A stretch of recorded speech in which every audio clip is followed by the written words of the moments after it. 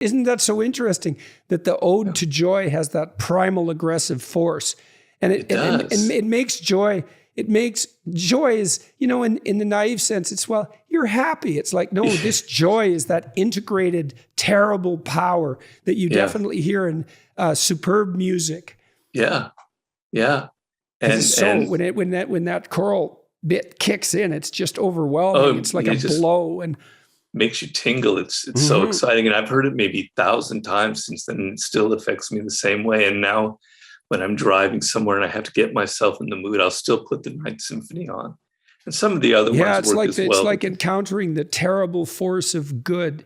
You think about Moses in the burning bush, or Jacob wrestling with God. It's like, well, why is it a burning bush? Why is it terrifying? Why do you wrestle with God? Why do you get hurt? It's like, well, because good in its full force has this has this integration of power.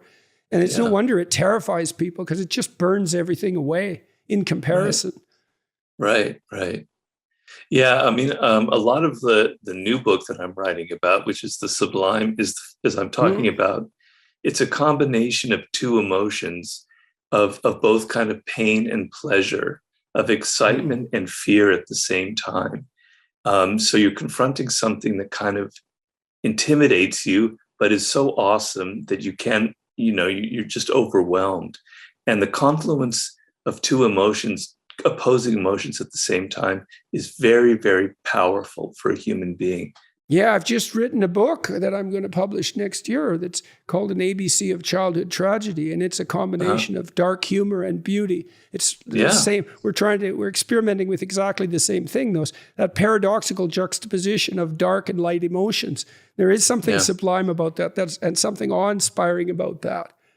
I guess it's part of bringing what's dark into the light, or subsuming it under the light, maybe. So why the sublime? What are you pursuing there? And what's the reason? The ultimate in sublime is, to me, so the way I look at it is, being a human being and being socialized is a kind of a world. There's a limit, a circle that we have to live inside, certain codes and conventions that we have to abide by, and we all do that. And the codes and conventions for 5th century BC China are not the same as what we have now, but there's still that limit. And what humans are attracted to what lies beyond that limit. It's just part of our nature. It's a first part of it. And when we explore beyond the social limits and codes and things we're supposed to do and ways we're supposed to act, it's deeply exciting and thrilling. But there's also that element of fear involved, right? See, I think that's a better, what would you call it, formulation than Nietzsche's idea of will to power, is the desire to exist on that sublime edge. And that is the border between order and chaos that you're describing, right? You want, and the thing, and that is the source of meaning itself. I mean, that's why I think music is so powerful, is because it plays with predictable forms, but continually adds that level of unpredictability, a beautiful, you know how in any kind of music, the simplest music, someone who's good at it, country music, there'll be a key shift or a twang on the string or something that... Or something discordant. Yes, exactly. And then and integrated within sort of a higher unity. And it's deeply meaningful. It puts you on that edge of the sublime. And we do find the meaning that helps sustain us in life exactly at that place. That's something more deeply real than anything else. Well, so and sort of the ultimate thing beyond that limit is death itself. And the word sublime means up to the threshold of a door, or sublimin, limin being the limit. Right, like and subliminal.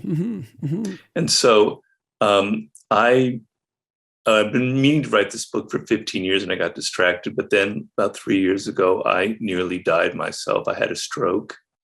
And I came, just an inch away from dying myself. I was driving my car. And so some of the experience, the near-death experience, and what it kind of taught me, and how it sort of remained with me 3 years later, and how I kind of feel it in my bones, and how it's altered how I look at the world and everything around me, is to me the kind of the ultimate sublime experience. So now, unfortunately, I'm able to write about this in a way that's actually very personal and experiential instead of just purely intellectual. And why, unfortunately? Because of the price you had to pay for it? Yeah, the price is I can't take a walk. I can't do the swim. I can't do the things that I used to love. So You know, I'm kind of, I can, you know, I'm functional. I can walk around the house, but I can't take a hike, and I can't do my long distance swimming or my mountain biking or anything like that. So I paid a price, but I'm alive. Yeah, well, and it was so interesting it was in the aftermath of that devastating experience that you decided to turn particularly to the sublime. Yeah.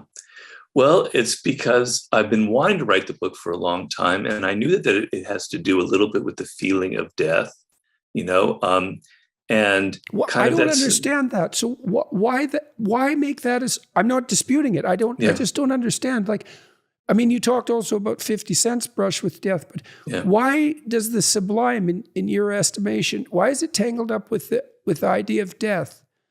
Well, because there's a that limit, and experiencing the limit gives you that sense of excitement and fear at the same time. Well, death is the ultimate limit.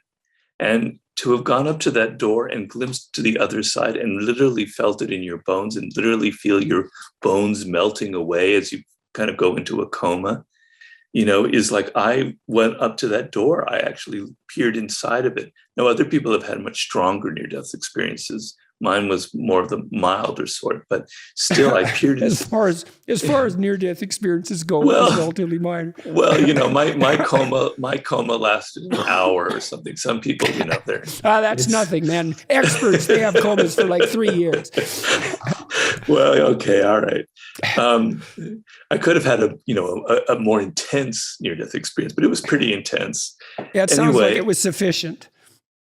It is, but so the sense of life is almost too much. It's overpowering in its immediacy, and we humans try and kind of dull the razor edge so much so that we can live.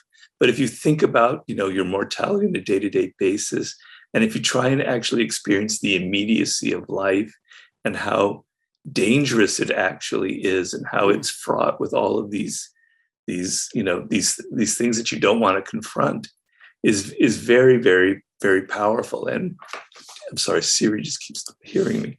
I'm so annoying. So you know, it creates. So when you have that, it's like the ultimate.